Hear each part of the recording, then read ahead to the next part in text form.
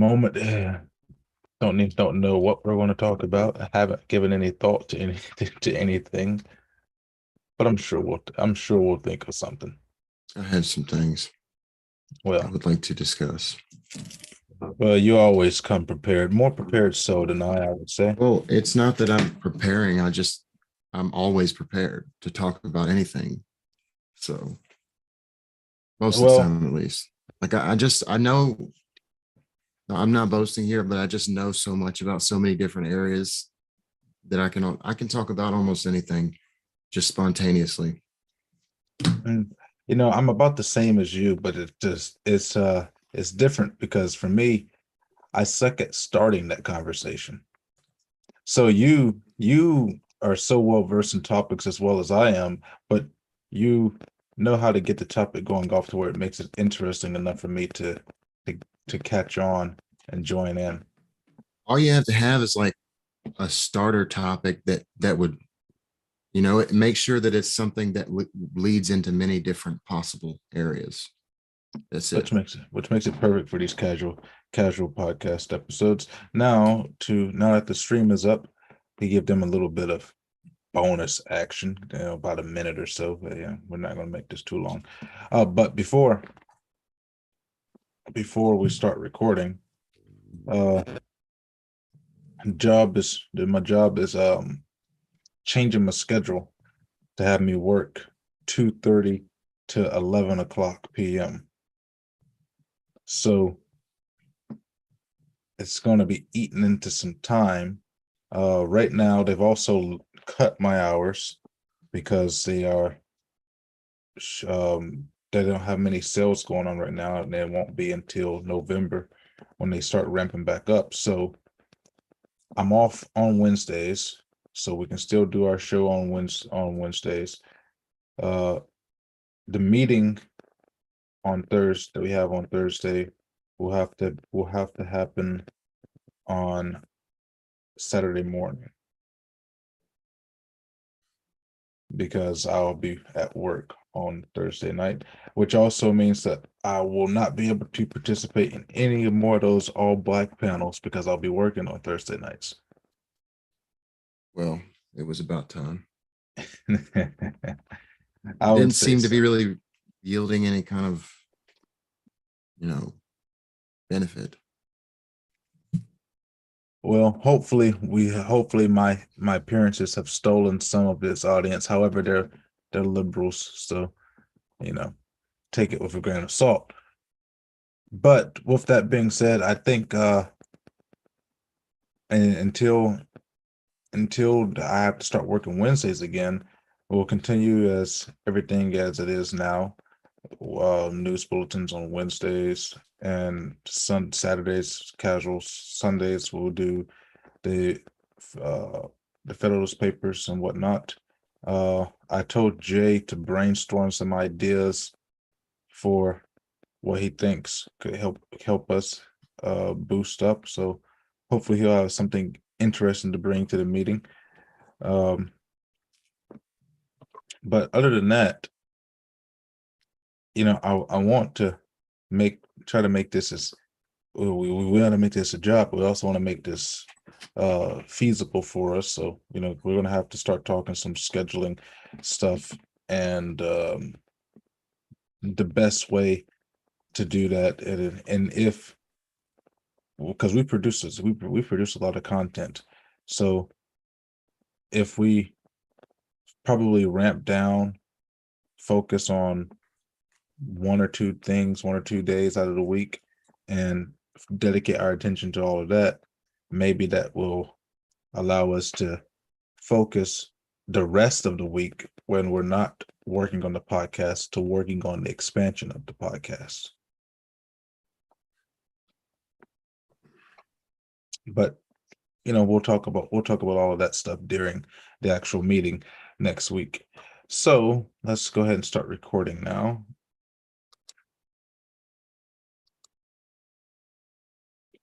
Good day, everyone, and welcome to the Story of America with me, your host, DeAndre Pace, and my co-host, Rhett Williams. We are here today on another lovely Saturday evening on our Casual Saturdays episodes. And, you know, I should probably give more thought to these before we start recording, but that kind of ruins the point of it being casual where we just talk and stuff happens.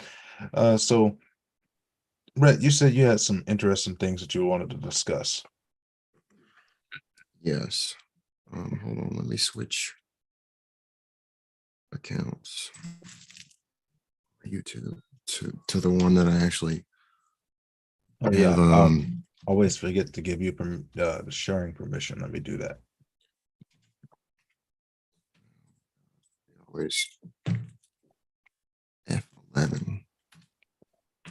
So I have two different Gmails, and only one of them, obviously, I wouldn't pay for a YouTube Premium on both of them. So I just got my YouTube Premium back because it makes it easier for me to walk off my phone, not dying and draining out a battery if I can listen to music with while the screen is off. I wasn't going to do it because I was protesting, but you know, phone battery forced me.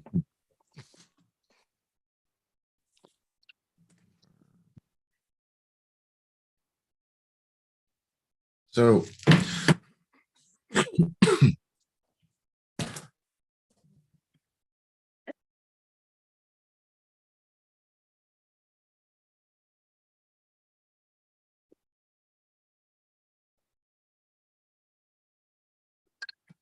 so have you heard of the CIA's declassified document? I think it was declassified in like 2003, but there's two of them.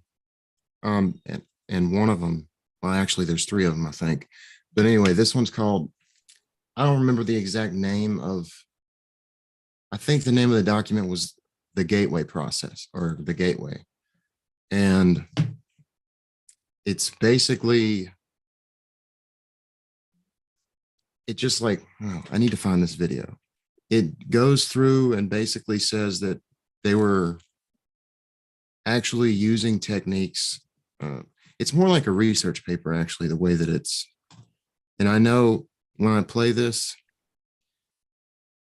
obviously YouTube is going to take it down. So, You know, what was it? YouTube or Facebook during one of our streams. I can't remember which one it was. Might have been one of my Christian streams that I was doing. No, it was the one when we did the thing and you were doing Alex the Jones one. Yeah. yeah, the Alex Jones one. Yeah, that one. They copyrighted us. I thought you said it was YouTube. If I think it was YouTube and Facebook. But they only copyrighted that part of it. I think it was just Facebook. Because if it was YouTube, they would have took the video down, I think. It should be fair use. It's not like we're claiming that we own it. I mean, we were giving commentary. All these other people that do reactions or like watch the entire video, Yeah, but we that's don't. why they usually pause like every couple seconds and say something. Because if you let it go for a certain amount of time, then they'll catch it, but they won't catch it if you pause. But I don't really like doing that because I don't want to just make up something to say just because we have to pause it. Yeah, I like to give constructive criticisms, constructive explanations, and allow them to finish their point so people can understand what they're saying. So, which is another reason why I don't really care in particularly about. I mean, I should care because it's YouTube. That's where the audience is, but I don't care so much because YouTube is really their leadership is garbage. Are you dying there? The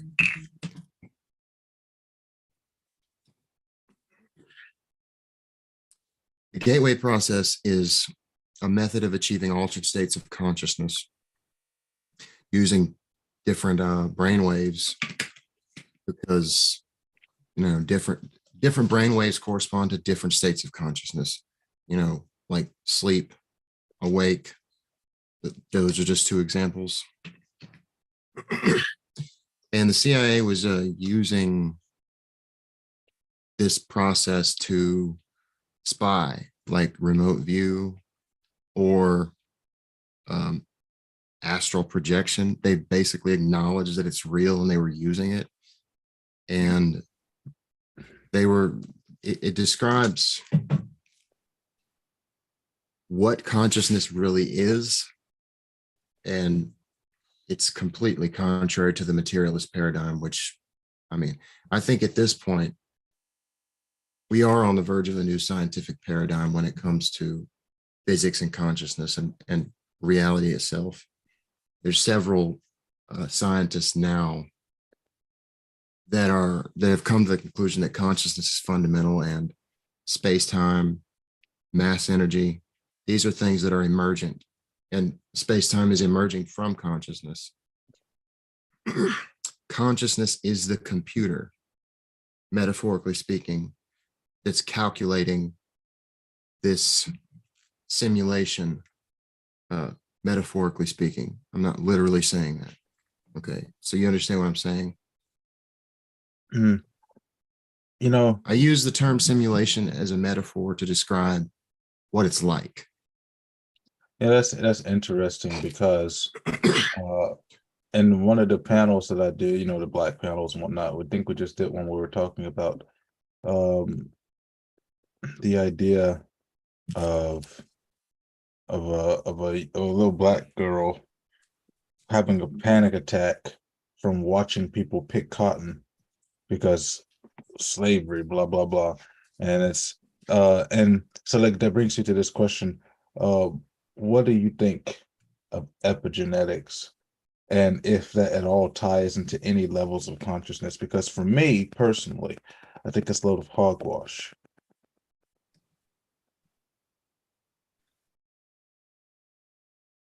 Are you talking about like genetic memory?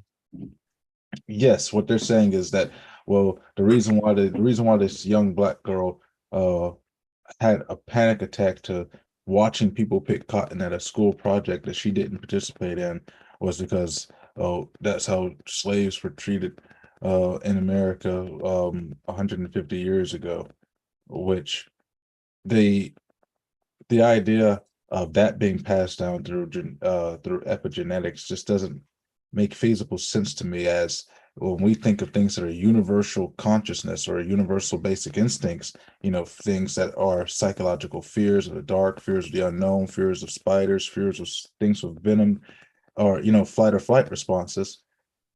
That has taken millions of years, according to the theory of evolution, in order to make that be a universal basic instinct amongst all species. Whereas this will be only 150 years. I don't see how that is Okay. possible scientifically.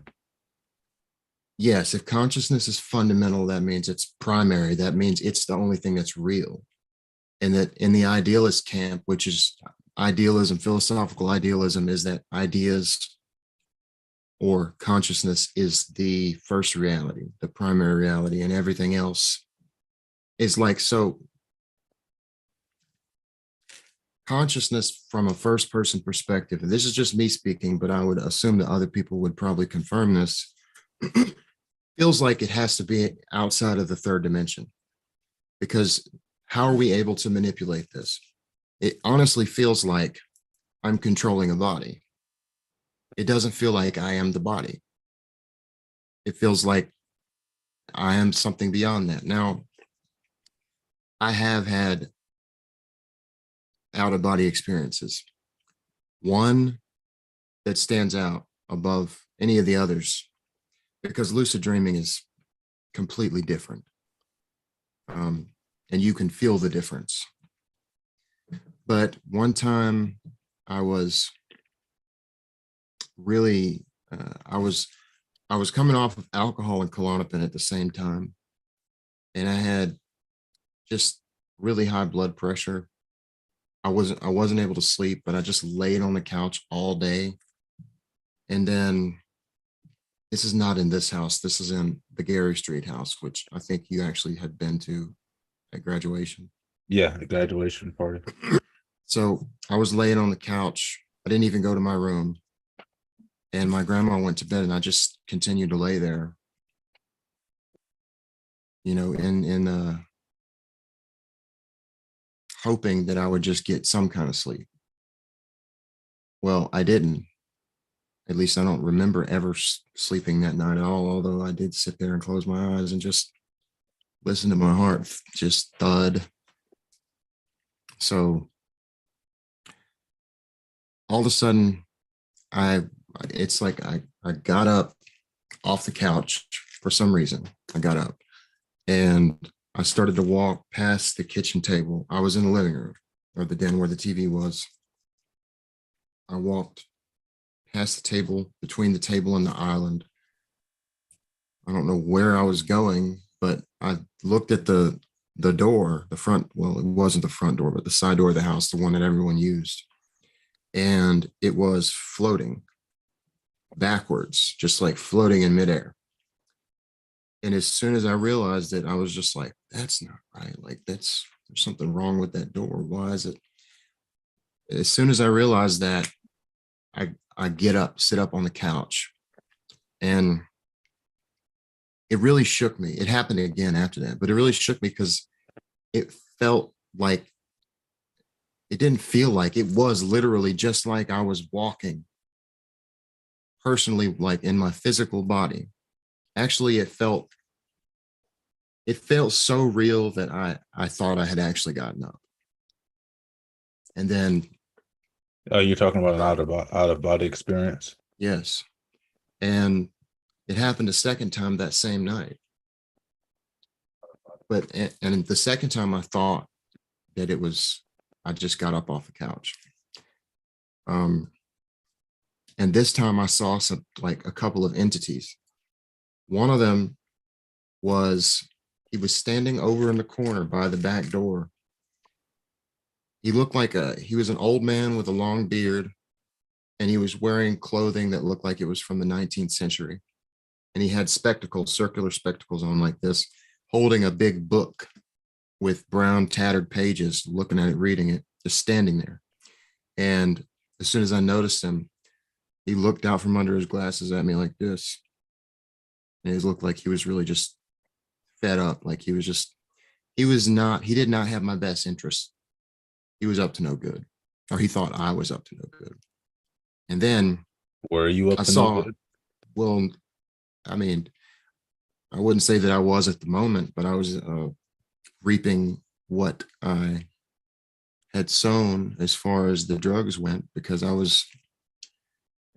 just felt horrible. It felt like for like actually this went on longer than 3 days, but it felt like I was constantly on the verge of a panic attack for like weeks.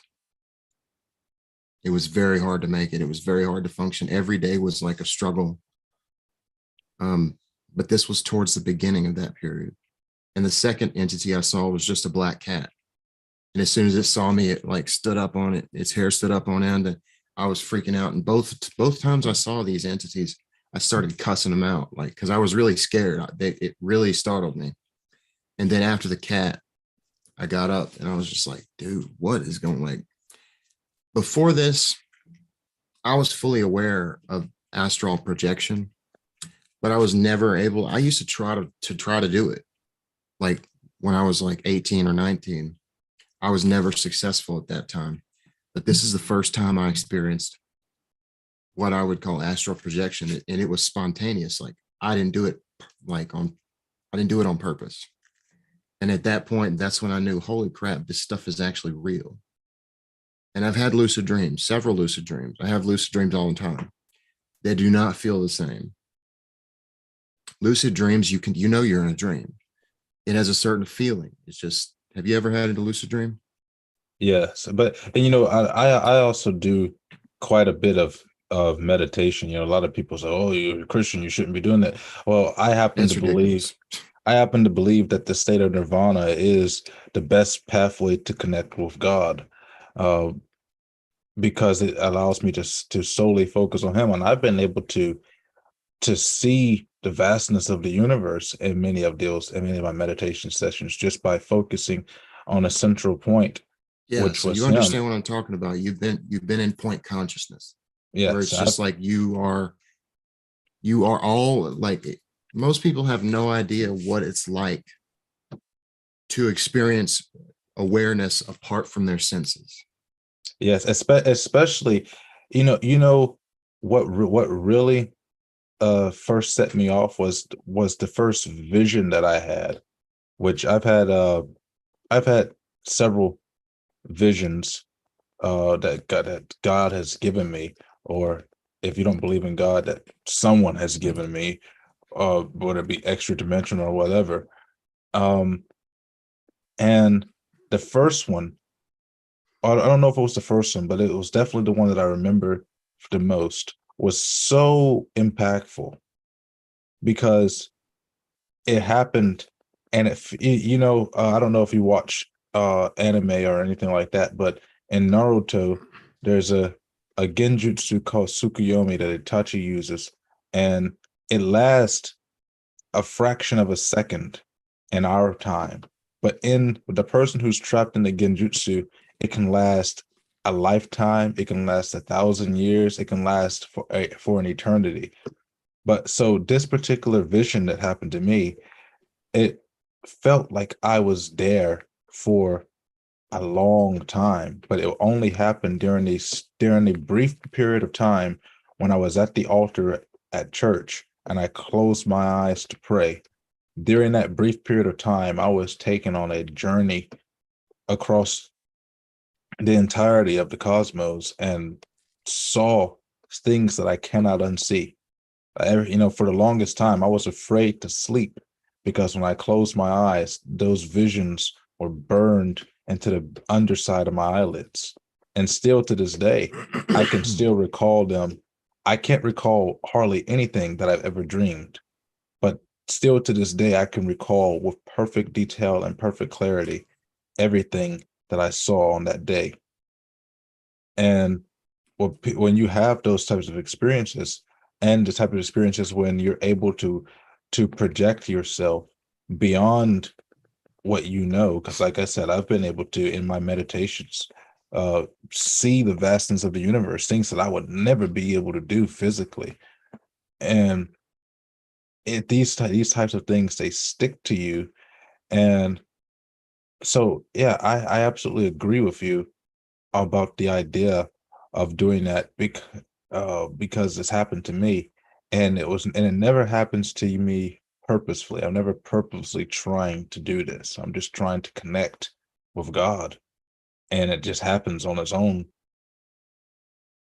So this is how I would say this ties in to, well, really, you could say that it ties into almost every world religion, not all of them, but in a major way, I think to say that we live in a simulation of sorts that is computed by consciousness, that consciousness, you could say, which is what we are derivative of, would be the source or God, which is the consciousness that the first consciousness, the one that started the whole thing.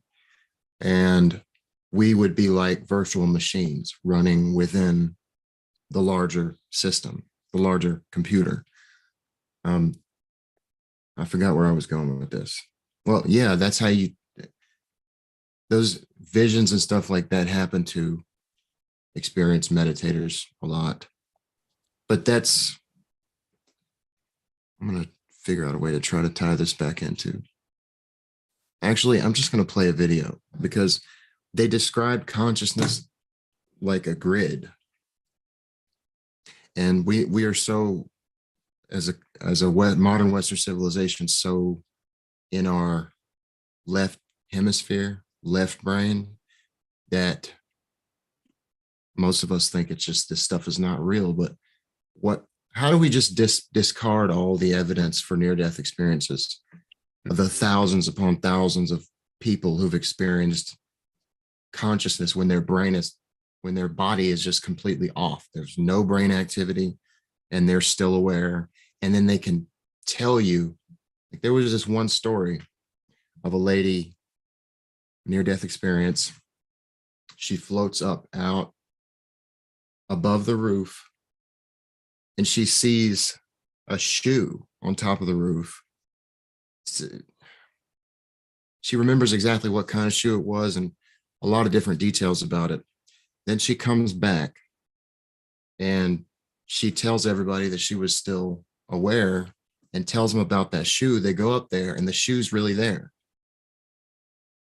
And there's plenty of stories like that are verified, And real. there are plenty of stories of people who have died momentarily, went to hell, and came back with an account of what hell looks like. I feel like it would be different for each person. I'm of the same degree because I don't feel like most people, if they died, I don't think they would go to the origin of hell that most people think when they think of hell. You know, the lake of fire, stuff like that. Most people think that that's where you go. No, those are reserved for the most heinous and evil of people.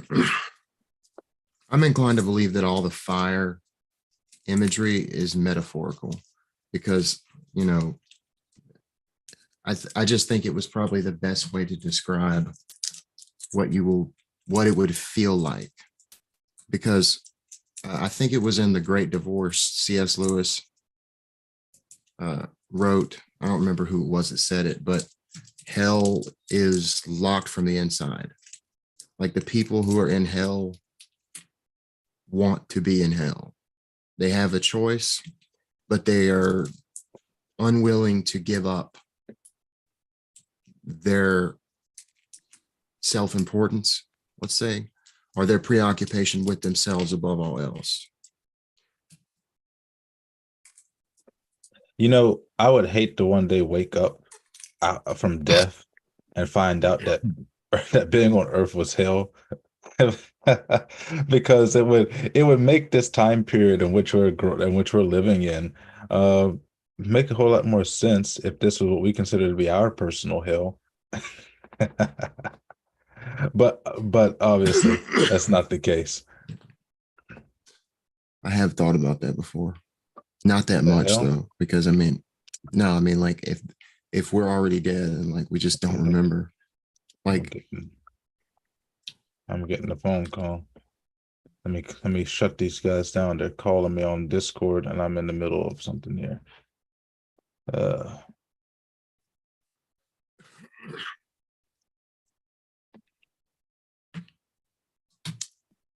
really honestly, life is like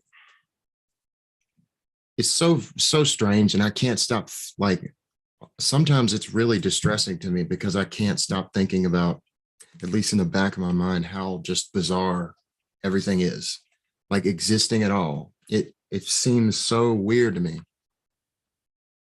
And sometimes if I think about it too hard, like I've experienced depersonalization, derealization, it's such an uncomfortable feeling because I'd rather just feel like, okay, I'm here. This is me. Like I'm Rhett. That's right. I'm this person that's aware, but I feel like dissociated from my body. you know, the And way I find it, you know, as you said, it's different for everybody.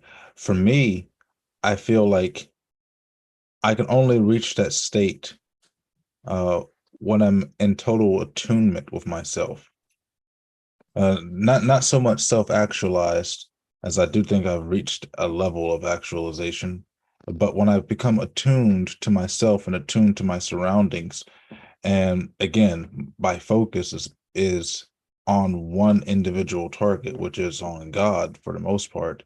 The attunement that I gain from that seems to clear up all of the fogginess, up all of the mess, which allows me to experience that type of sensation of being separated from myself and actually being able to look at myself from the outside and perceive things which I should not be able to perceive. And you know this, and the strangest thing is a lot of these things happen, and my body is still able to sit and react and do its own thing while my consciousness is somewhere else, off doing whatever, and looking back at my self-talk. It's almost like this right now, where I can see myself talking in this camera and I can see myself on the screen, but there are many situations in which I can see that exact same picture without any of this stuff being in front of me. And it's just me looking at myself from whatever. I'm watching myself do things and I'm seeing myself almost from a bird's eye view. Like I'm just looking down at myself, watching me do things for no apparent reason.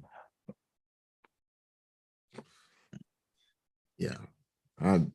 So if you, I, how do I go with this? Sleep paralysis.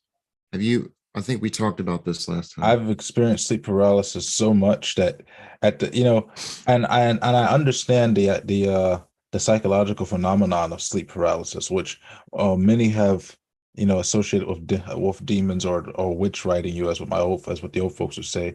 But I understand the psychological implications of it is that your body woke up before your brain could wake up, Yeah. and It's it the opposite of causes sleepwalking. it causes you to start to fear because you can't move your own body because your brain hasn't woken up the motion receptors yet. And so you start to fear because you're awake and you're trapped in your own body and unable to move, unable to do anything.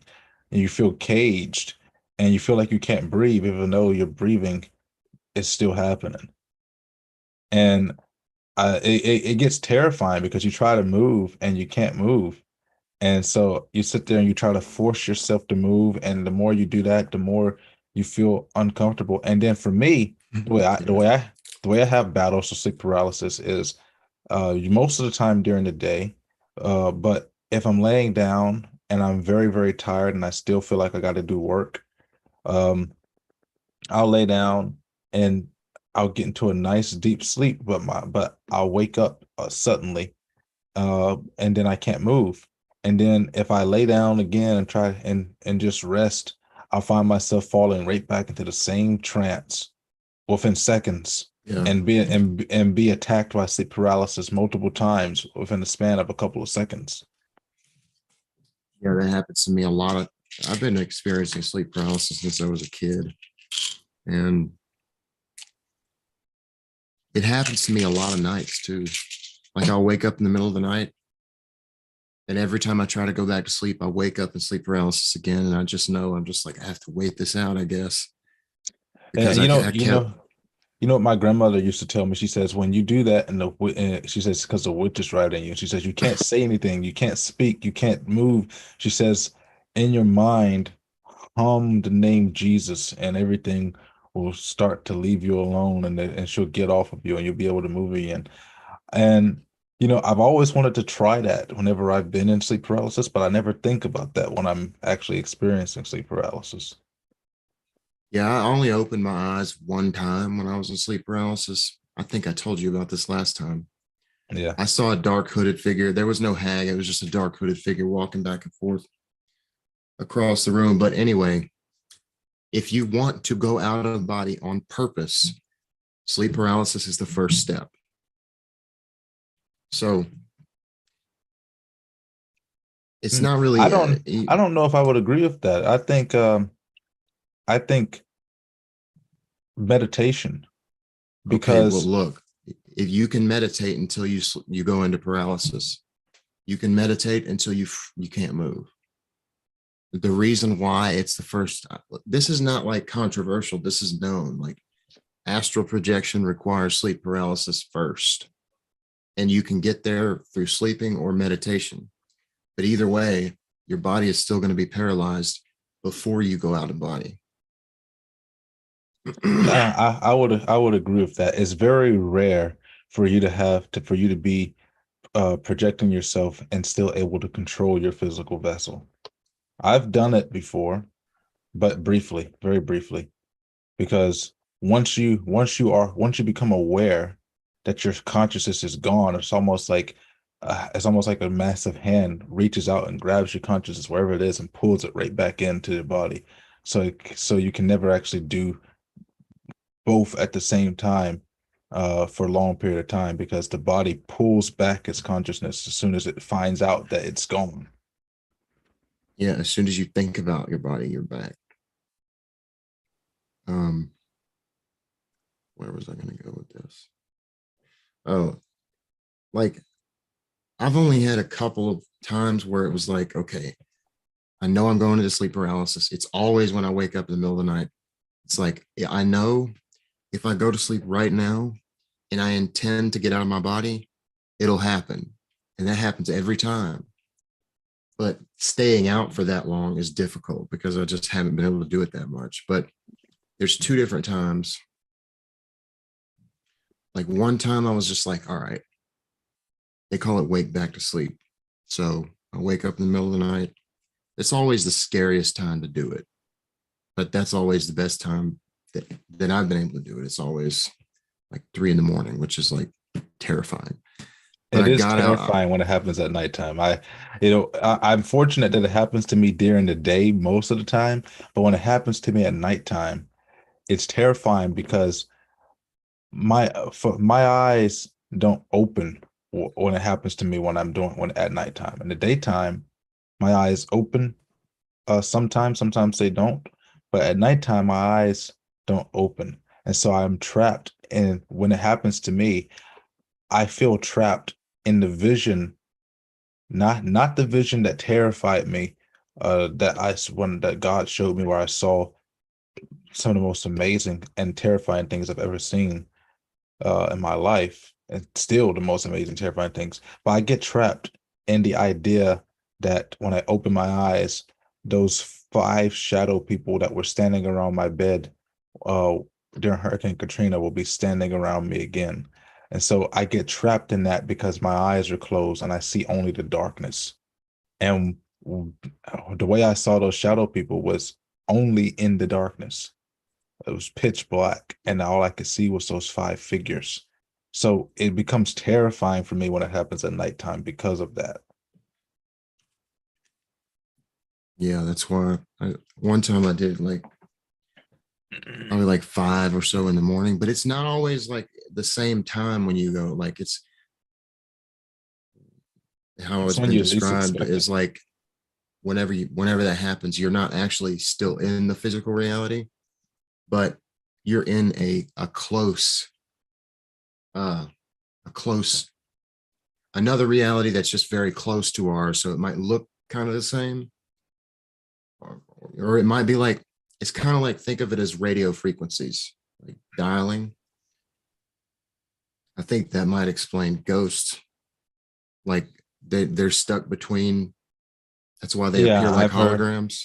I've heard some theories of that is that ghosts are particularly of pets. They have what's called trained memory functions, and the spirit or whatever is trapped in a loop of trained memories where even though what they may have remembered no longer exists in that area, they still remember in have a force of repetition and patterns. They continue to live through that same cycle and memories every single day. And sometimes when the energy is high enough frequency in that particular area, they're actually able to materialize, whether it be transparent on the form of shadows or as a poltergeist or whatnot. They're able to materialize when the energy when the energy it reaches a certain frequency.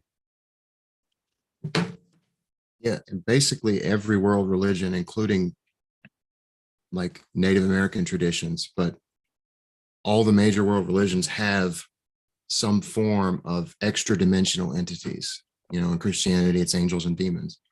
In Islam, it's jinn.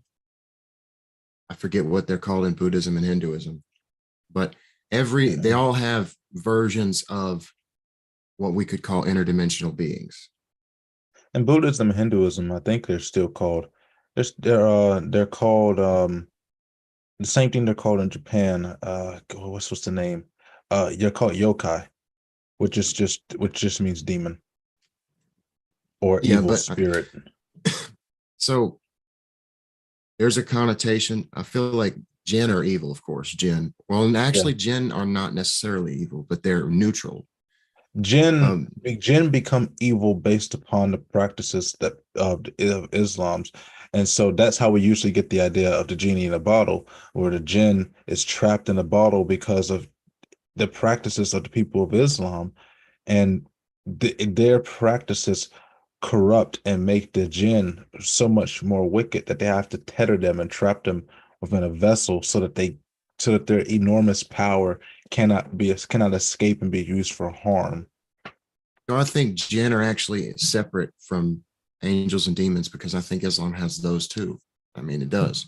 So I feel like jinn, I don't think Christianity really has a third category besides angels and demons, but it's just like denizens of other realms. Well, I think Christianity definitely acknowledges the existence of other lesser deities. Yeah, they just don't, you know, they do actually, yeah.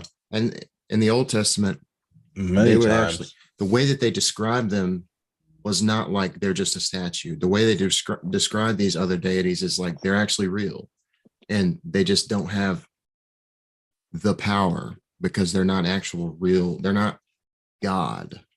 They're not even a God. They just call themselves a God, but Yeah, well, they're just the way I think of it is they're similar in nature to two demons, which is why they get often conflated in demonology, is that they are considered to be spirits, strong spirits, but still lesser than the spirit of God. And that's the way we consider it. Uh, and they are what we consider to be portals for sorcery.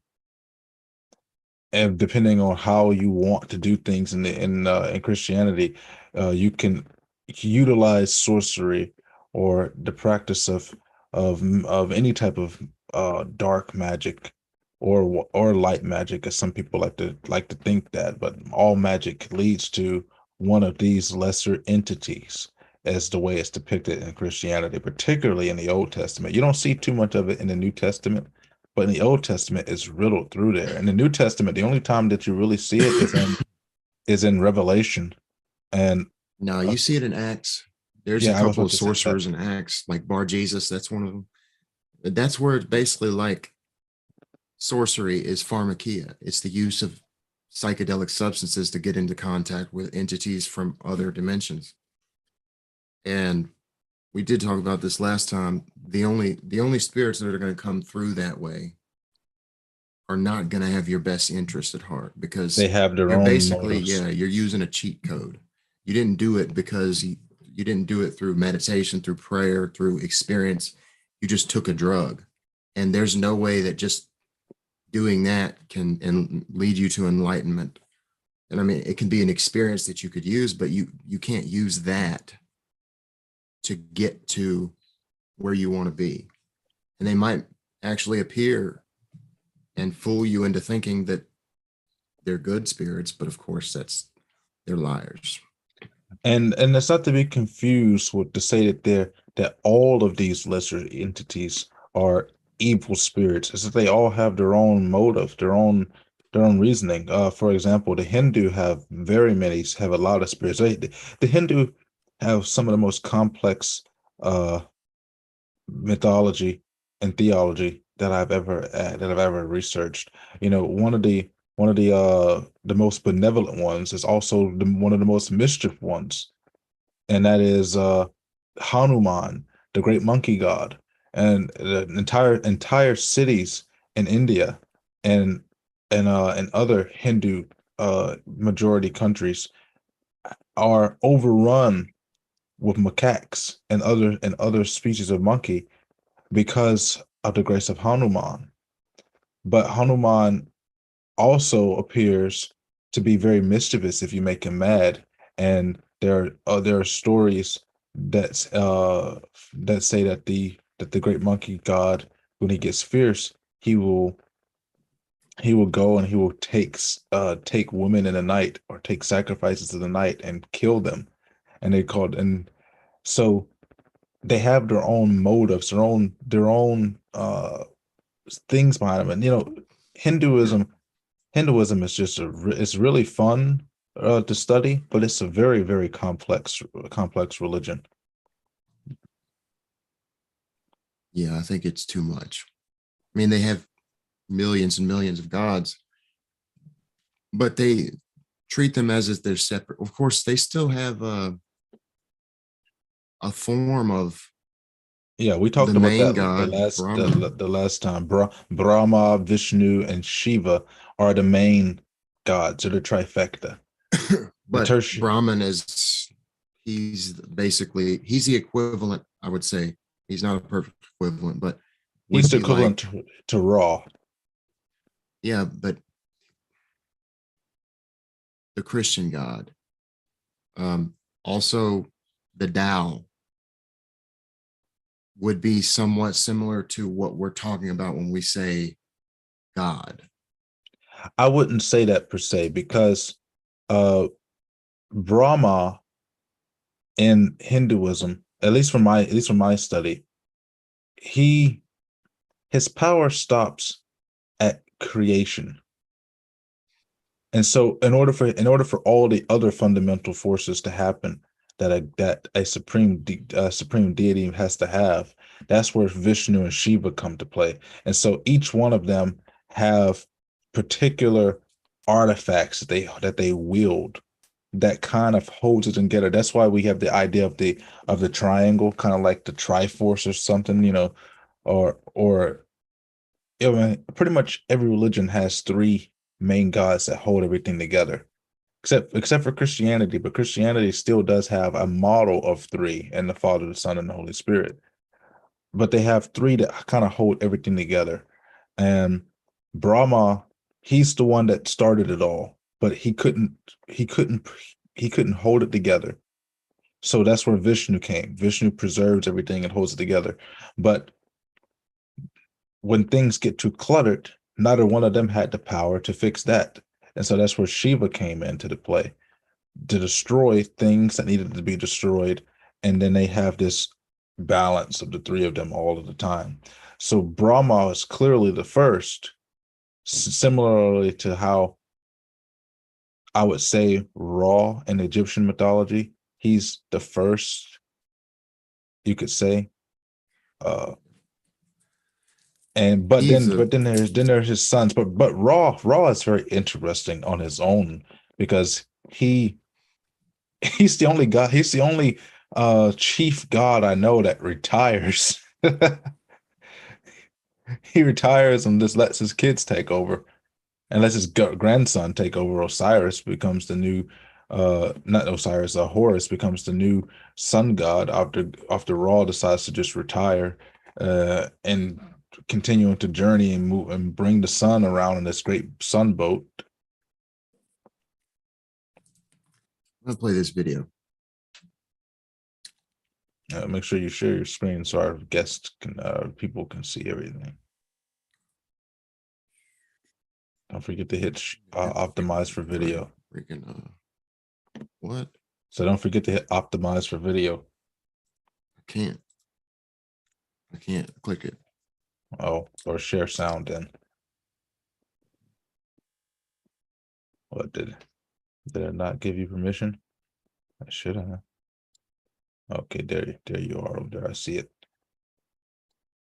This is one of the most interesting reads I've come across. It's rather complex and takes a while to digest, but it's 100% worth it. Yeah. It's an official declassified CIA document and a terrific analysis of consciousness and beyond, known as the Gateway Process. While it's an older document and has been declassified for a while now, the fact that modern developments in science, quantum physics, psychedelics, and neurobiology confirm what's written within those pages is nothing short of outstanding. It explains consciousness in a profound and analytical way and merges knowledge from mystics from Hindu, Buddhist, and Tibetan cultures to contemporary scientific knowledge of Planck distance, Einstein's theory of relativity, and the works of Niels Bohr. The cosmic spiral and torus is everything, and everything is one. It seems as though individual consciousness is pulled from the collective consciousness using the frequency vibrations of the being. This applies to humans, whales, fungus, and amoeba. Mystics of past and present, including all ancient religions, understood these concepts thousands of years ago. Still, it takes much to open the minds of the most pragmatic, self-conscious, and uptight people. (11) Consciousness and energy. Before our explanation can proceed any further, it is essential to define the mechanism by which the human mind exercises the function known as consciousness, and to describe the way in which that consciousness operates to deduce meaning from the stimuli which it receives. To do this, we will first consider the fundamental character of the material world in which we have our physical existence, in order to accurately perceive the raw stuff with which our consciousness must work. The first point which needs to be made is that the two terms, matter and energy, tend to be misleading if taken to indicate two distinctly different states of existence in the physical world that we know it. Indeed, if the term matter is taken to mean solid substance as opposed to energy, which is understood to mean a force of some sort, then the use of the former is entirely misleading. Science now knows that both the electrons which spin in the energy field located around the nucleus of the atom and the nucleus itself are made up of nothing more than oscillating energy grids. Solid matter, in the strict construction of the term, simply does not exist. Rather, atomic structure is composed of oscillating energy grids surrounded by other oscillating energy grids, which orbit at extraordinarily high speeds. In his book, Stalking the Wild Pendulum, Itzhak Bentov gives the following figures. The energy grid, which composes the nucleus of the atom, vibrates at approximately 1022 Hz, which means 10 followed by 22 zeros. At 70 degrees Fahrenheit, an atom oscillates at the rate of 1015 Hz. An entire molecule composed of a number of atoms bound together in a single energy field vibrates in the range of 109 Hz. A live human cell vibrates at approximately 103 Hz. The point to be made is that the entire human being, brain, consciousness, and all is like the universe which surrounds him, nothing more or less than an extraordinarily complex system of energy fields. The so-called states of matter are actually variances in the state of energy, and human consciousness is a function of the interaction of energy into We probably opposite already got states, taken down from motion Facebook. versus rest, in a manner described in the following paragraph. I haven't got any notifications 12. yet. Holograms. Energy creates, stores, and retrieves meaning in the universe by projecting or expanding at certain frequencies in a three-dimensional mode that creates a living pattern called a hologram. The concept of the hologram can be most easily understood by using an example cited by Bentov, in which he asks the reader to visualize a bowl full of water into which 3 pebbles are dropped. As the ripples created by the simultaneous entry of the 3 pebbles radiate outward towards the rim of the bowl, Bentov further asks the reader to visualize that the surface of the water is suddenly flash frozen, so that the ripple pattern is preserved instantly. Energy at rest. In the simple example given by Bentov, this requirement was fulfilled by holding the frozen interference pattern in front of the coherent light to project the three-dimensional holographic image, its meaning, into space. As Marilyn Ferguson, editor of the Brain Mind Bulletin, tells us, another feature of a hologram is its efficiency. Billions of bits of information can be stored in a tiny space. The pattern of the holographic photograph is stored everywhere on the plate. 14. The consciousness matrix. The universe is composed of interacting energy fields, some at rest and some in motion. It is, in and of itself, one gigantic hologram of unbelievable complexity. According to the theories of Karl Pribram, a neuroscientist at Stanford University, and David Bohm, a physicist at the University of London, the human mind is also a hologram which attunes itself to the universal hologram by the medium of energy exchange, thereby deducing meaning and achieving the state which we call consciousness. With respect to states of expanded or altered consciousness, such as gateway uses, the process operates in the following way. As energy passes through various aspects of the universal hologram and is perceived by the electrostatic fields which comprise the human mind, The holographic images being conveyed are projected upon those electrostatic fields of the mind and are perceived or understood to the extent that the electrostatic field is operating at a frequency and amplitude that can harmonize with and therefore read the energy carrier wave pattern passing through it. Changes in the frequency and amplitude of the electrostatic field, which comprises the human mind, determine the configuration and hence the character of the holographic energy matrix, which the mind projects to intercept meaning directly from the holographic transmissions of the universe. Then, to make sense of what the holographic image is saying to it, the mind proceeds to compare the image just received with itself. Specifically, it does this by comparing the image received with that part of its own hologram, which constitutes memory. By registering differences in geometric form and in energy frequency, the consciousness perceives. As psychologist Keith Floyd puts it, contrary to what everyone knows is so, it may not be the brain that produces consciousness, but rather consciousness that creates the appearance of the brain. 15. Brain in phase. The consciousness process is most easily envisaged if we picture the holographic input with a three-dimensional grid system superimposed over it, such that all of the energy patterns contained within can be described in terms of three-dimensional geometry using mathematics to reduce the data to the two-dimensional form. Bentov states that scientists suspect that the human mind operates on a simple binary go-no-go system, as do all digital computers. Therefore, once it superimposes a three-dimensional matrix over holographic information it wishes to interpret and reduces that information mathematically to two-dimensional form, it can completely process it using its fundamental binary system, just as any computer made by the hand of man can process volumes of data and make various comparisons between the data and information stored in its digital memory. Our minds operate in the same way, perceiving by comparison only. Bentov states the proposition this way: our whole reality is constructed by constantly making such comparisons. Whenever we perceive something, we always perceive differences only. In states of expanded consciousness, the right hemisphere of the human brain, in its holistic, nonlinear, and nonverbal mode of functioning, acts as the primary matrix or receptor for this holographic input, while, by operating in phase or coherence with the right brain, the left hemisphere provides the secondary matrix through its binary, computer-like method of functioning to screen further the data by comparison and reduce it to a discrete, two-dimensional form. 16. Evaluation. Don't play the whole thing. No, you practically did.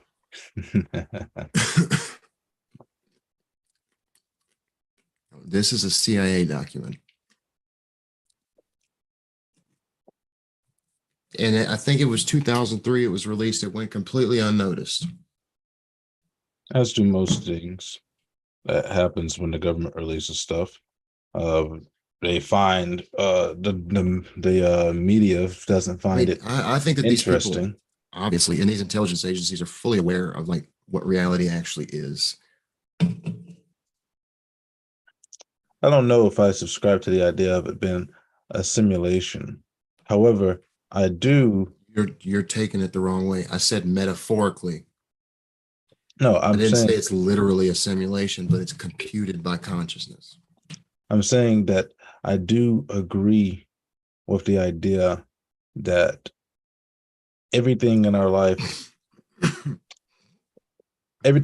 is in a way computerized, because we are essentially living computers. We shoot off electrical frequencies with our synapses.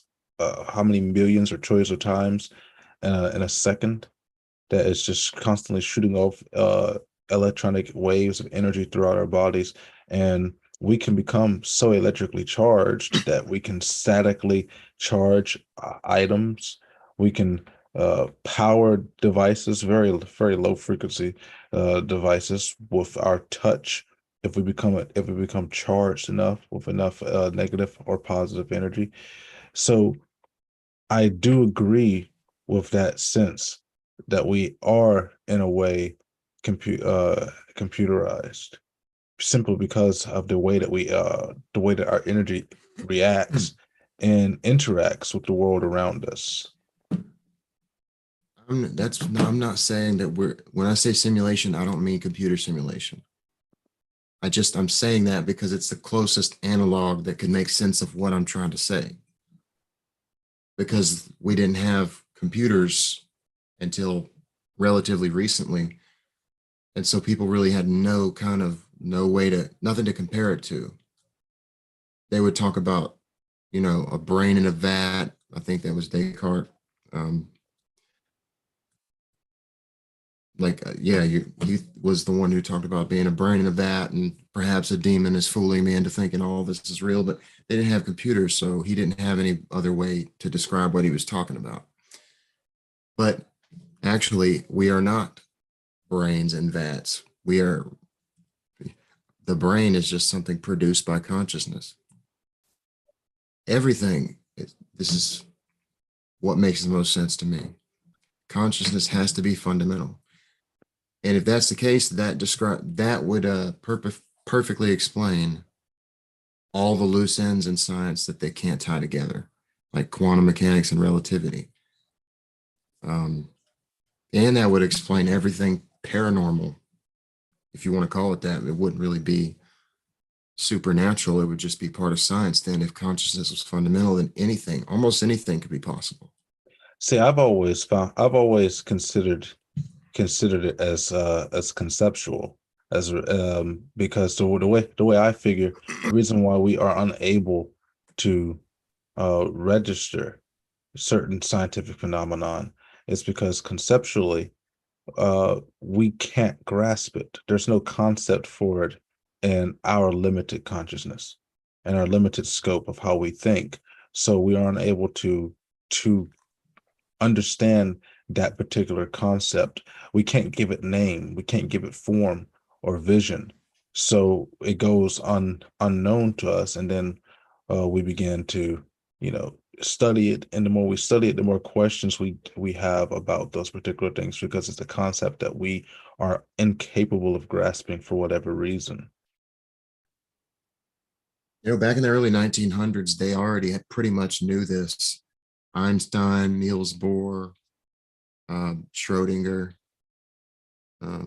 all the early 20th century physicists knew from the double slit experiment and quantum mechanics that consciousness had something central to do with reality, but they just didn't know what.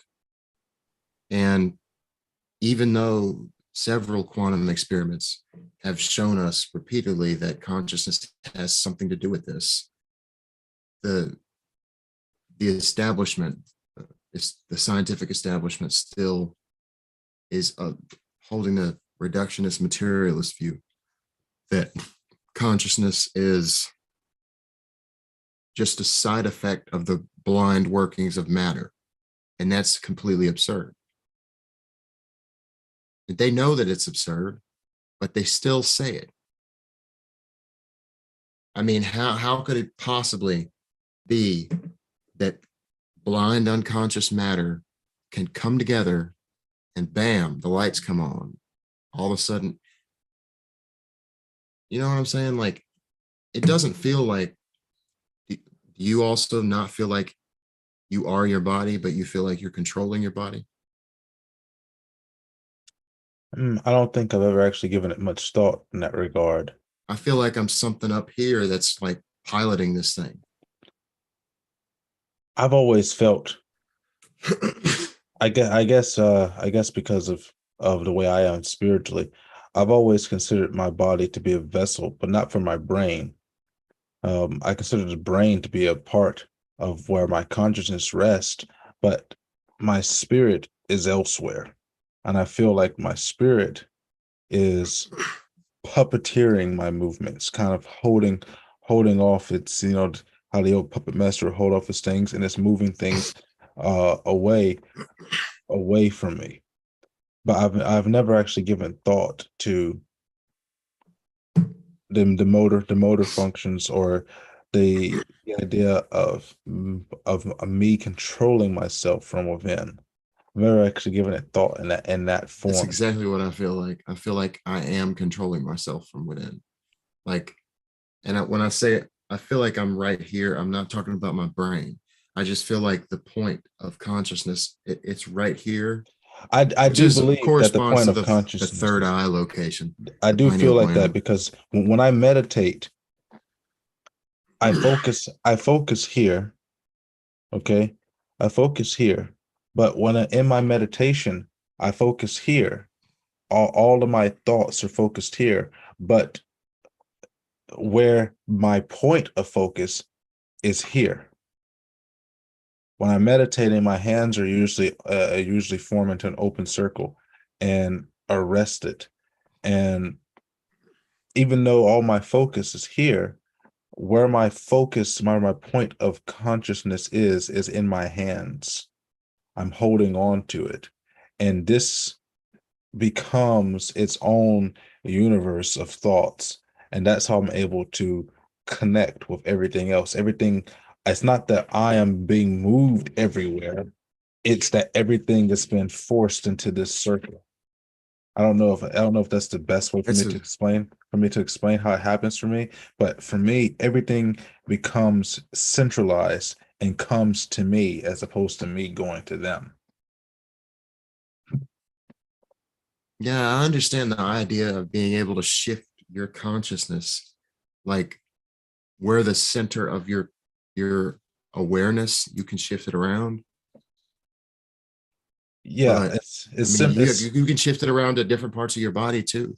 It's like a spotlight, almost like your awareness. Think of all the things that you're not aware of right now. Like so well, much, even I guess what I'm saying is it's not so much that I'm shifting my consciousness, it's that my consciousness is shifting the world around me to be at a certain point that it can meet.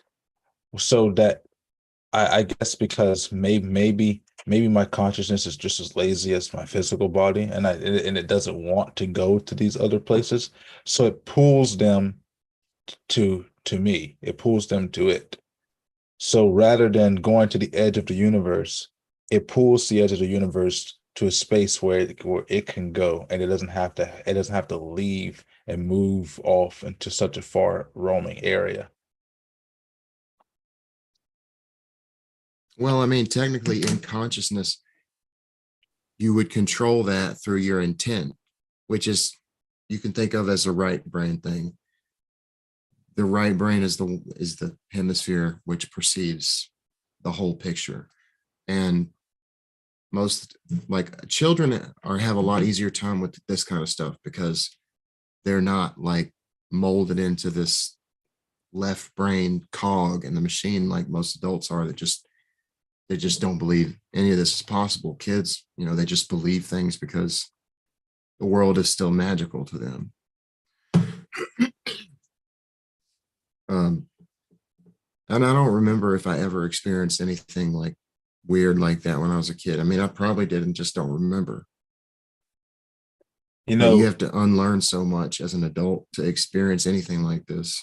I think we all have experienced it as children, but it was easier for them to blend together with reality. Imagination is such a powerful thing for children, and it melds your consciousness and your reality that you're living in with your imagination. So I think that the concept of imagining things for children is sort of that portal of expression, that portal to outside information, because children become so much more perceptive when they're in their imaginary worlds. And then when they are forced to come back to reality, however, that's when they tend to almost become, innocent again. Well, innocent in the sense of being new or fresh and don't know much. But for example, I I never would have thought that of pounding things and making potions and stuff like that as an adult. But as a child, I did it all the time.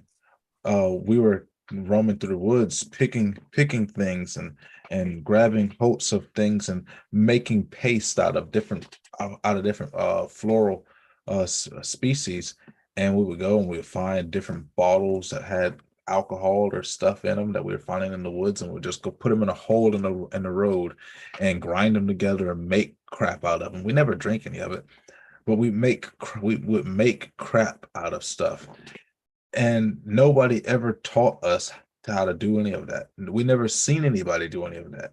It was just something that we saw in our imagination, and we did it, and come to find out that that's how medicines and stuff were formed. That's how several foods were formed, was by taking stuff and grinding them together and mixing things.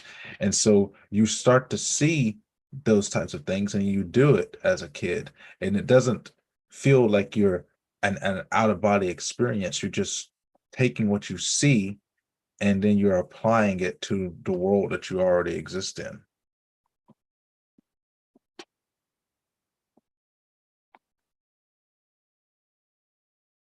You can't tell me that you never made any potions as a child.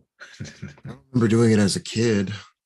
I remember doing it one time when I was on Xanax, just crushing up a bunch of random pills, and I was just fading in and out of consciousness. Like I think Joseph was at my house, and I was Remember, we're just sitting supposed to there not crushing different pills and just mixing them together.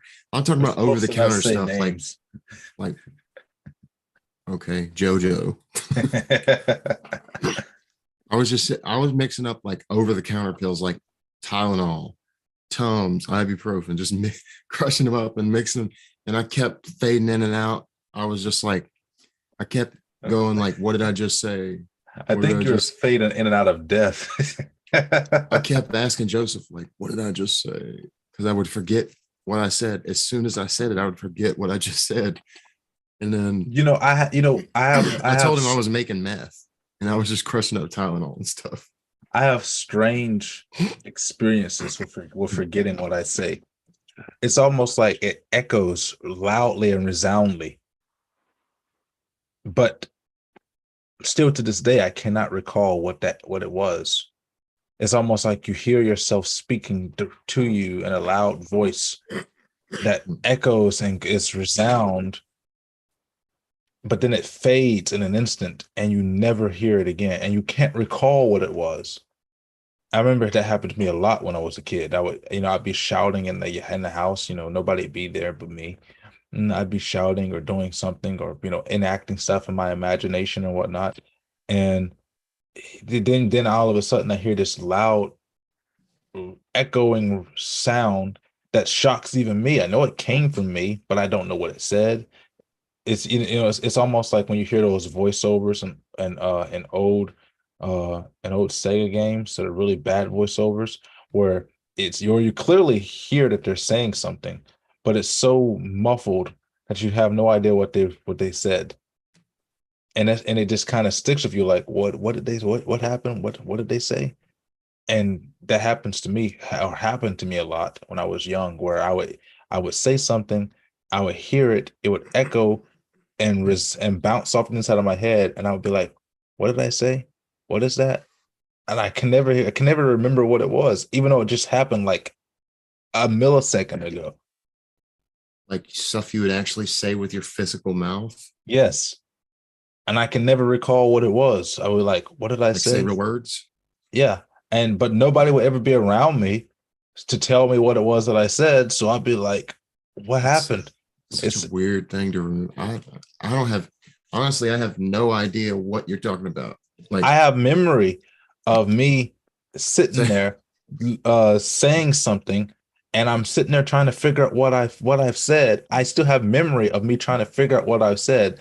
I still can't remember that. I can remember things that I've done when I was blackout drunk, but I can't remember what it is that I said. Still to this day, I can still recall that I can't remember what I said. It's a strange phenomenon when I don't know what that's kind of weird. When consciousness can't grasp something. This would mean, so I've also read some stuff that people are like, that people that are really into this, if you're not careful, you can get into some new agey territory talking about this kind of stuff, obviously. but I'm not, this is not where I'm trying to take this. New Age just takes stuff from every religion and throws it all together and then pretends to be enlightened. So that would mean that consciousness is fundamental. Okay, that's my initial assumption. Dreams are actually your consciousness leaving and going somewhere else and experiencing. Dreams are almost like reality simulation. Like you're simulating the real world, well, not always the real world, but you're experiencing. It's almost like it's a place for you for your consciousness to run tests in different situations to see how you react. Yeah, I would agree and disagree at the same time.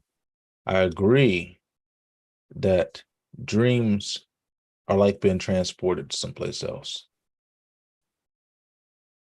Because and I agree that dreams can have some metaphysical properties, as some dreams can be so real that they affect you in the physical world. Uh, where I disagree, however, is the idea of it testing things. I think that it can test things, but for example, my dreams, for the most part, test nothing.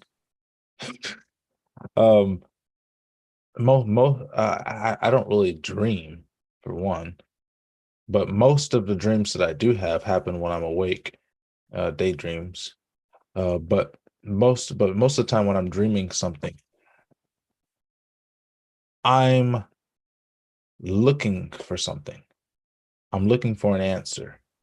And my dreams are finding those solutions and bringing them back so that way when I start writing, they start to come back to me in the form of an image.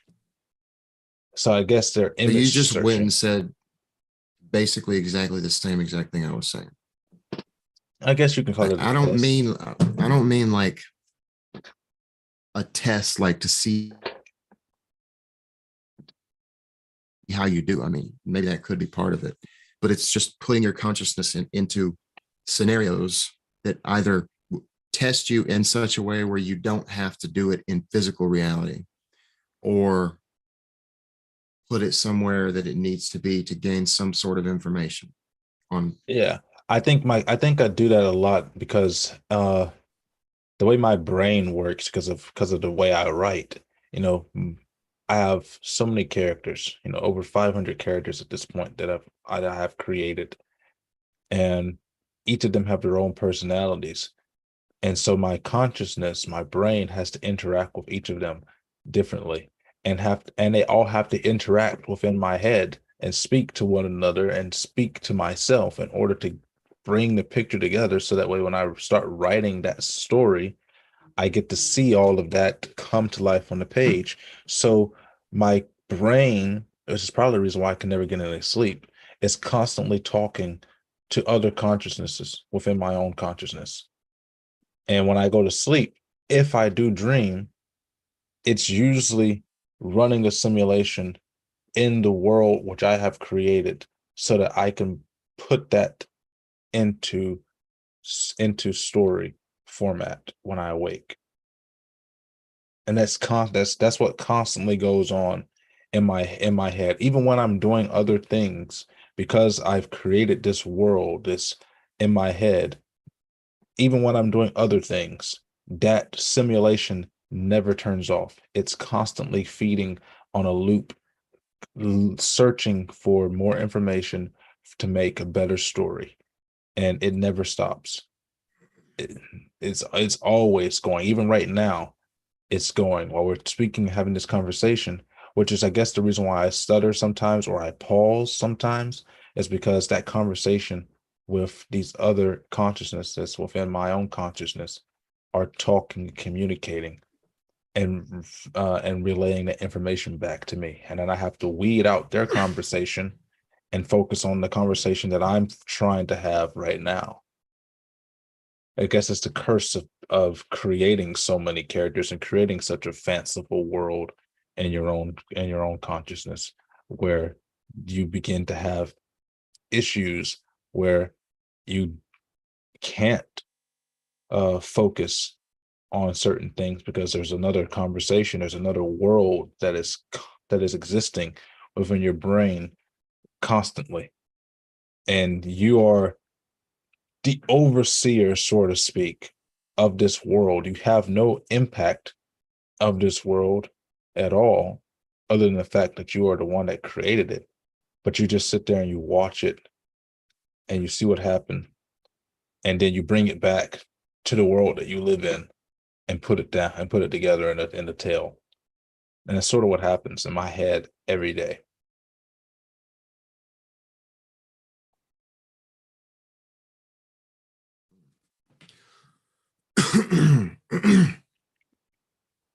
I don't know if you experience that same thing as a writer, but maybe because you and I No, write, mostly what I write is nonfiction. No. you and I write different things. You know, I write, I write fiction, I write nonfiction, I write science fiction. I write so much, but but for the longest, the series that I've been writing for the longest, you know, I've been writing this since ninth grade. So you can imagine how much time has gone into developing and building this world that these people exist in. And they all have their own distinct personalities, yet all of their personalities all belong to me. Each one of them is unique in their own sense. And so sometimes when I need inspiration to write, I put my consciousness to the side and pull one of their consciousness to the forefront and let them do reenactments of what happened in the visual, so that my consciousness can watch it and then put it in a story and a tale while that consciousness is taken over. I'm gonna go get some water real quick. Take your time.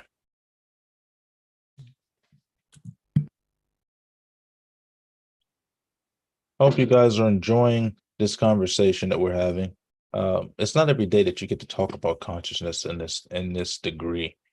You know, this is the fun about our casual Saturdays and our conspiracy Saturdays, which now we're just going to call it the same thing because casual Saturday means we can talk about whatever we want. And you know, when you talk about consciousness, you really go down a slippery slope because there are so many different ideas of consciousness. You know, Sigmund Freud's idea of consciousness, which is all about sex, but also has its own other underlying elements, which are used in Schrodinger's ideas and also used in Maslow's ideas, where consciousness is ever evolving. And I like to think, what I like to think of consciousness is think of think of the episode of SpongeBob. This was many, many years ago. Or what was it, SpongeBob or something else? I can't remember. It was, I think it's SpongeBob. Let's go with SpongeBob because that's when SpongeBob is, I can't remember the episode, but he's got smaller SpongeBobs in his head that have offices and they're constantly working and doing things. And I like to think of consciousness as there's a little you that's sitting right up in there in the center part of your brain, connecting the two quadrants of your brain all together. And it's sitting in there and it's piecing things together, it's filing things, it's keeping things where they belong, keeping things separate, and it's constantly at work. And some things that it can't do, it has its own consciousness, subconscious, that is inside its brain, picking and pulling and making things happen. And inside its brain is what we call the id, or the preconscious, and it's doing its own thing as well, constantly moving and creating instinct. And so all of these functions are happening at the same time inside the brain, inside the head.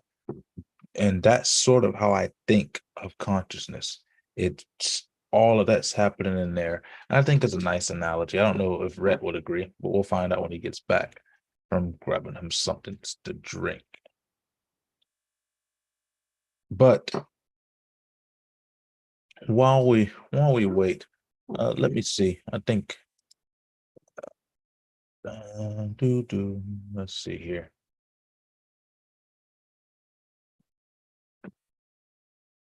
Oh, hmm. Oh, well, look at that. I always forget to change things.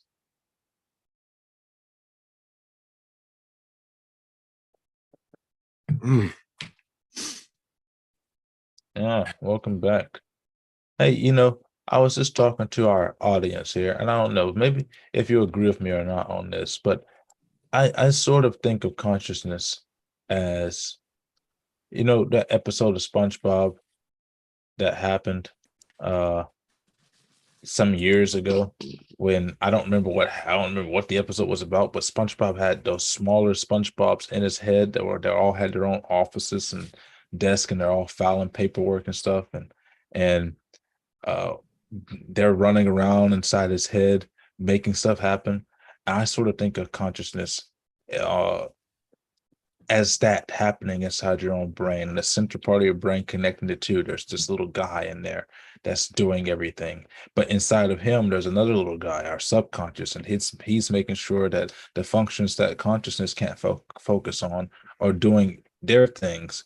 And inside that little guy is the third level of consciousness, the preconscious, and it's in there doing the things that the subconscious can't do, making sure that its focuses are going on. And then that's sort of how I see things happening up in here. It's like there's people walking around and they're doing things all the time. I would say that we are inhabited by several different, most of us are, well, let's say all of us are a loose collection of subpersonalities that compete. And the idea is to bring them all together into accordance. So you're saying that So inside we of, are sometimes we're inhabited by many phantoms. Like, if you experience a traumatic event in the past, that will be like a phantom locked within you that you've got to release.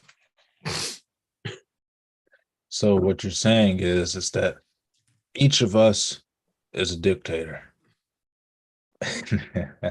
Or put it this No, way, each of us is a dictator in our brain, in our own minds, because if we do not take by the reins the multiple personalities and consciousnesses, influences, or phantoms that exist within our own space, we can be taken over by an aspect of ourselves that reflects something that is not who we truly are. So we are constantly at a battle of supremacy of who is in control of this physical vessel. yeah, And in pretty that much. case, we're dictators. Well, I wouldn't necessarily say that. It's totalitarian in there all the way. It's only the strongest one gets to survive and hold everybody together. Yeah, I guess so. Anyway, Which, we need to go ahead which, and wrap which I, this up which I would soon. suppose would explain why it's so easy for human beings to submit to totalitarianism, to being controlled by one particular person that they believe has the best interest and heart for them. The idea of socialism, communism, or a regime, or these regimes that are supposed to come in and save the rest of us, is all because in our own heads, that's what's happening. I think that that's a form of collective hypnosis. Yeah, that's also a plausible theory. This thing's about to However, kick me off of here again. It keeps saying my connection's unstable. well, we've only got about 8 minutes left anyway. So gonna close this neatly at 9 o'clock. So, and this has been an interesting topic. You don't get to too often dive into the idea of consciousness in this sort of way because most people aren't smart enough to follow that conversation. And obviously that excludes our audience. You guys are brilliant. You guys are awesome. But most people, they don't have um the intellectual I can't even say the word intellectual capacity to go back and forth on an idea of consciousness. And most people who get high like to think that they have that intellectual capacity to talk about consciousness when they're actually not talking about anything. Yeah, that's the case most of the time. You know, The people will be thinking so, like when they smoke weed, especially like that whatever they're thinking at the moment is so incredibly profound. And then when they think about it again, they're just like, wow, that was stupid. And I would have thoughts sometimes when like I didn't really like smoking weed, but I did smoke weed sometimes. And I would have just bizarre, crazy out there thoughts. But a lot of time, sometimes it was just weird stuff, but sometimes it was actually me thinking on another level that I wouldn't normally be able to think on, but I forget all of it anyway. so here's a question for you then. When you smoked, all right, who were you? Were you Stephen Hyde, Michael Kelso, or Eric Foreman? I don't know who those people are. That 70s show? I I never really watched that. I don't. How dare you? I mean, I've But seen it before, but I don't remember anything really about it. I mean, I okay, remember some things about it, but I don't remember personalities. so when they're in the basement and they're all smoking and stuff, and the camera's going around and they're doing their little thing. So Steven, he's the guy with the curly hair, and he's always the serious, he's the cool one. And the Kelso, he's Ashton Kutcher, he's the idiot. Uh, Eric is the nerd who's very awkward. But so I remember the episodes when they're in there, and then and Steven, he's like there's this car, man, and it runs on water, man. And it goes around, and Kelso's just laughing like a retard. And then it goes back to Eric, and Eric seems like he didn't really smoke that much because he's still talking about his relationship with Donna the whole time, and he's talking about his mom and dad the whole time. And the camera and the camera just keeps going around. But Yeah, I remember that. you know, I've smoked before, but I think I smoke wrong because I never feel any Yeah, you different. did. That happens a lot of time with first time smokers that they don't know. When You I smoke my cigar, I feel very relaxed. you But don't smoke weed the same way. You got to inhale it. You can't just put it in your mouth. You oh, got to inhale it and hold it in. I inhale it. I mean, when I smoke my cigar, I don't really inhale very much. Obviously, I just hold it in my mouth for about 10 or so seconds, and then I slowly release it, let it absorb through my cheeks. With the when I was smoking weed or whatnot, uh, you know, do I feel a little relaxed? Okay, sometimes I feel a little relaxed, but as far as the way that I think, nothing Yeah, ever no. really. It was either crap weed or you because it absolutely alters the way you think. 100%. It just Maybe I just don't. Maybe I don't do it right. Maybe I'm just not a. Maybe I I'm didn't not. get I didn't get high the first time I smoked weed. Maybe I'm not a smoker. I'm not a smoker for one. But so maybe I just don't do it right. And so I can't experience the same thing. Even though I've done it multiple times, I still never really feel anything. The only time I've actually ever felt anything was this one time. I was living at the Days Inn hotel. That's where I stayed at for like 2, 3 months. Um, and one of the guys that was also living there downstairs, he gave me uh a metal pipe. That's what that I smoked the weed out of. But he had his weed was grounded up into a powder almost, and they and Keef, they that's Keef. and they put Like the it. stuff at the bottom of the bag, unless he ground it up with a No, it's grinder.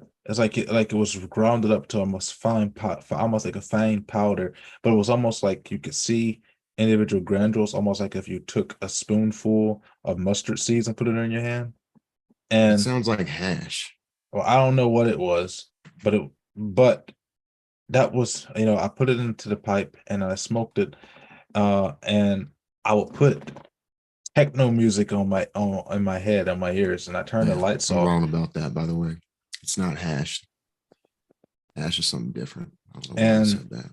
that was the only real time that I kind of went into a real trance type of thing, was when I smoked it that one time with that, because the pipe, it filters out the smoke very well, I have to say.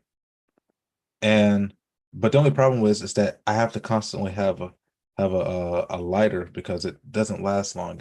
It goes out very quickly, so I have to constantly do it. Maybe I was inhaling fuel from the lighter at that point, but I have to constantly keep No, I mean, relight. that's normal. That's normal. You have to And keep reloading it. I have the music going on in my head, and then I would be like, okay, now I'm starting to feel really, really good. That was really the only time, and the only thing I was thinking in my head was, because the techno music was going on, I had the lights off, and in my head, I'm thinking of, those movies where they're in the club and everybody's shooting up heroin in their arms, and there's blue lights floating around, flashing like the strobe light stuff. And I'm just thinking things like that. And then that gets me further and further along. And then as soon as the music stops, I snap out of it. Mm. Yeah, dude, I didn't like weed because it triggered my anxiety all the time. Like I would have panic attacks from it. It was an uncomfortable feeling to me. And for such a mild drug, it changes the way you feel and think so much. At least I think it does. I mean, I would say a lot of people say that it's mildly psychedelic when you actually smoke and feel it. I don't know. Maybe I just did it wrong, except for that one time with the pipe, which I still have the pipe, but I don't smoke like that. I don't go out and buy weed or anything like that. Um, so I still and maybe maybe I don't do it right. And just that one time actually kind of made me feel like I was in a different trance. But even when I drink alcohol, the thing that I hate is being in a state of non-existence. I hate to be in an area where I am unaware of what I am doing. And I hate not being in control of myself, which is the reason why I do not like any influences upon myself. So I hate that feeling too. Losing control. That's what triggers an anxiety response for me. I didn't like drugs that made me feel like I wasn't in control. and so when I drink, I know what my limits are. I know how many I can drink before it's too much. And even if I drink too much, I am still fully aware and fully in control of everything. I've trained myself to be fully in control all the time. I hate to lose control. I understand. I'm the same. Well, when I drank, I didn't really drink enough to. There's only been one time where I couldn't walk, but yeah, any drug that made me feel like I was losing control, which weed was one of those, it scared me. Like it freaked me out because I felt like, wow, I'm going somewhere else. Like I'm not. The I first think time I ever got high on anything, it was spice, dude. And that was a terrible experience. I hit it so many times. The dude didn't tell me that I wasn't supposed to. And I had a super uh, before that point, I didn't really know. But after that, then I knew. Then I knew about things and stuff. That experience changed me forever. I just, I got smacked so hard in the face with like the transcendent reality that I never recovered from it. Because as soon as I stood, we were in a gazebo. I wasn't working at Piccadilly at the time at Edgewater Mall. We went on break to a neighborhood nearby I with a remember when you gazebo. worked there. Dude, as soon as I stood up to walk back in from break, everything just went like and like inverted on itself. And all of a sudden, my heart's going like 200 beats per minute. I don't know where I am. I can barely see my surroundings. And then I see a reflection of myself flashing off the background of like my vision. Like I see a reflection of myself just continually flashing back at me. I'm like, what? And I had this thought in my head, like, oh my God, if it's possible to feel like this, then God's definitely real. I don't know why. And then the whole time I thought I was going to die, but obviously I didn't. And it lasted like 7 hours. And I was just so shaken to the core because that was the first time I truly ever experienced an altered state of consciousness. Yeah, And I I have honestly never experienced that type of feeling before. The closest I've ever come to was the time I almost got married because I was drunk and I knew that I was asking to be married, but I was just doing it to see what the response would be. And then I got drunk and uh fell asleep. And I can't remember anything past when I threw up. Because I thought, I was like, hey, I'm gonna eat this pizza before I start drinking because it's supposed to help, with all that stuff, not throw up and not get too drunk. But we were drinking Kentucky bourbon, Kentucky straight, bourbon straight, and so they were just sitting there drinking. It was nasty, horrible stuff. I hated that, which is probably the reason why I threw up because I didn't like the taste. Um, that's happened and to me a lot of times. and so I throw up, and then I don't remember anything after that. And I remember waking up, and I still smell vomit everywhere, and I got vomit all over me. And so I'm cleaning up everything, and so my ex just lets me walk around, doesn't tell me that I have dry chunks of vomit in my nose. Because apparently I vomited through my nose or whatnot. Yeah, that's happened to And me before. and so I'm smelling vomit all day long until I finally get a Kleenex and I had to blow my nose. I'm like, there's vomit in my nose. Why wouldn't you tell me that there's vomit in my nose? And so that was probably the only time that I've actually been that far up my mind, except for this one other time at my old apartment where I drank 3 bottles of wine and had a couple shots of Crown Apple, I think it was, and I got sick. I didn't throw up, I don't think, and um, I remember you know dancing all night to music, and then I remember having a guest come over and we were sitting down talking, and then I was asleep and I woke up underneath the covers and whatnot. I don't know how I got underneath the covers. Can't remember how I got underneath the covers. Can't remember how I got changed into my night clothes. Don't remember any of that. And so I don't like having voids in my memory. And so I never let myself get to that level. All right. And with that, we're at 9:06. Yeah, we've gone over. So I think this has been a fairly decent conversation. I think everybody can say this is a nice conversation. If you liked this conversation, if you like these types of conversations that we have, let us know by liking and sharing our content wherever you can share it. Download it and share it with your friends who will listen to us on Spotify, Apple Podcasts, Google Podcasts, Breaker Audio, Radio Live, everywhere that you can find podcasts. We are pretty much there. The Story of America with Payson Williams, The Story of America PW. Find us on Facebook at The Story of America PW, on Twitter at The Story of America PW. Find us on True Social, on everywhere else that you can find us, and we'll be there. Anywho, tomorrow we are doing the Federalist Papers, 16 through 25. So join us tomorrow for a great discussion on Federalist Papers. It's going to be a really fun episode. It's going to be awesome. We're continuing on this journey to continue to learn about what our founders expected from us, and expected from our union and how it's supposed to survive. And I think this is going to be very relevant in the coming 2 years that we have left to save our country. So continue to follow us for that information, and we will see you next time.